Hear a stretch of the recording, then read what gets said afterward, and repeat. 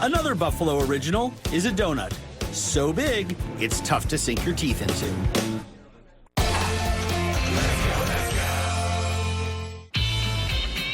Even though Buffalo is New York's second largest city, it's always exuded a down-home charm. Like other blue-collar towns, Buffalo has a chip on its shoulder, the result of never really getting the respect it deserves. It does have loud and proud food traditions and an indomitable spirit. People live in Buffalo because of the people, the greatest people you'll ever meet. Buffalo has been dubbed the city of good neighbors, home to big-hearted people and even bigger donuts. Buffalo's pride and joy is the peanut stick, a humongous cake donut covered in a light glaze and finely chopped peanuts. I think that's part of what puts Buffalo on the map. A lot of foods that are unique just to Western New York. No one knows the true origin of the modern-day donut. It most likely started with Dutch settlers who brought their oliekoeks, or oily cakes, sweet dough balls fried in pork lard, to New York in the early 1800s. The name donut may have referred to the nuts put in the middle of the dough ball, or, for a common shape of the treat, a dough knot.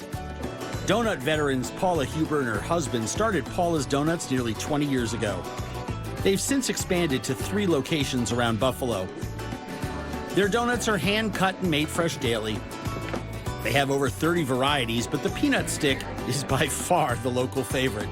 It's so popular in Western New York, but really nobody can come up with actually who came up with the idea. It's just kind of been here. Brian Hopple is Paula's son-in-law, and he runs the production here. He starts the peanut stick with their proprietary cake mix. The donut world is divided into many styles. 2 of the most familiar are raised donuts, light and airy, made with a yeasted dough, and cake donuts, which are dense and crumbly. The peanut stick falls into the cake category. Once the dough is mixed, it's ready to be rolled out. So you want to shrink your dough. You just want to basically shoot the air through the dough and have the dough shrink up on the bench. And what that does is it prevents it from shrinking up in the fryer. Brian cuts the dough into the traditional elongated shape for peanut sticks, and then they're ready for the fryer. Once they start to float, you submerge them. The donuts fry for a minute before making sure they're cooked evenly. You just want to flip them so you get that crack side up as the donuts start to split. And then we're going to submerge them again.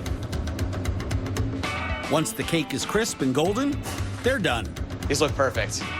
While the donuts are drying, Brian makes the glaze, a simple blend of fine granulated sugar and water. We're going to roll them in the glaze, and then you're going to roll them in the peanut. This is one of my favorite jobs to do because it's nice and messy. And here it is, the peanut stick. I crave them. It's so big, and the crumbs get all over, although that's the best part. So I like to cut the donut and kind of eat it as ladylike as possible. It's worth the calories, that's for sure. I love the peanut stick.